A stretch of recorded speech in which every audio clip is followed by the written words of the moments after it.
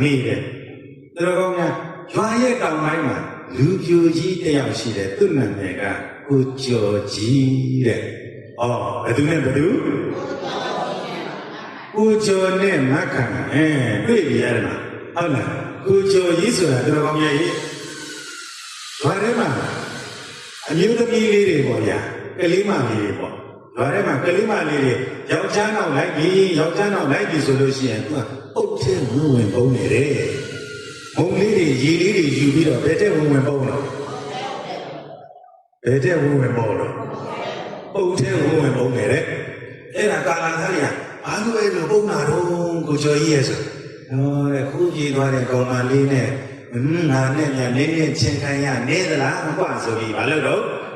အုတ်ထဲဝင်ပုံနာတဲ့ဟုတ်ပြီအဲ့ဒါနဲ့ကြတယ်ကိုကျော်ကြီးကမစုံဘူးပေါ့ဗျာမစုံဘူးပေါ့သူ့ကြိုက်တဲ့လူကလည်းမရှိလူပြိုကြီးဆိုတော့လည်းစီစားကအကြောင်းတို့ဒီထဲမှာတရားကြီးတွေလူပြိုကြီးမပါပါဘူးနော်မပါဘူးနော်ဟုတ်ပြီပါခဲ့ရင်လည်းခွင့်လို့ဒါပေမဲ့ကိုကျော်ကြီးလို့တော့နာမည်မရှိတော့ပါဘူးရန်ကုန်မှာကိုကျော်ကြီးရှိလားရှိတော့ပါဘူးနော်တို့ရန်ကုန်မှာမက်ခိုင်ကိုရှိလားရှိကြလားရှိရင်တော့ခွင့်လို့ရ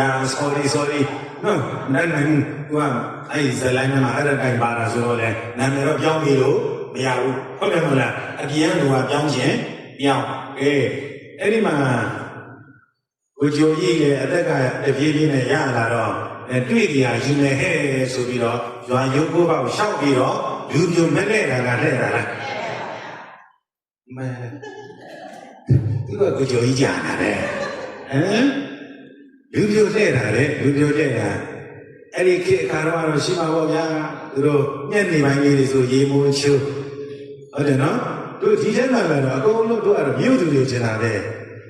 အကုန်လုံးမြို့သူတွေမဟုတ်လားဟုတ်ပါလေနော်မပြောတဲ့သူတွေကတော်သူတွေအဲ့ဒီမှာဦးဇင်းတို့ညက်နေကောင်းနေကြတော့ဘယ်လိုဖြစ်လဲဆိုရေမိုးချိုးဟုတ်လားကာလာသားတွေကဘာဖြစ်တော့ရေမိုးချိုးသူ့ွယ်လေးနဲ့သူအိမ်လဲသွားရွာရုပ်ကိုအဲ့လိုလက်ပတ်ပြီးတော့ကြောက်သွားနေတာပေါ့နော်ရွာရဲ့ဒလိထုံးစံရဲ့အမှန်တန်ပြောကောင်းတဲ့ဒလိထုံးစံလေးတွေရှိတယ်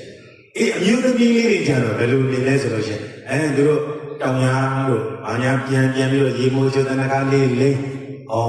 အိမ်ကိုညက်ပြီးအဲ့ဒီဘာညာများလာမလားဆိုပြီးတော့ရေမျိုးလေးဘာလေးထည့်ထားရတယ်လက်ဖက်ကွဲလေးဘာလေးတွေဘာလို့ထားရတာတော့ညင်ထားရတယ်အဲ့ဒီမှာတနေ့တော့ကြတော့ရွာမြောင်ပိုင်းကအပြူကြီးမခိုင်အိမ်ရှိကနေ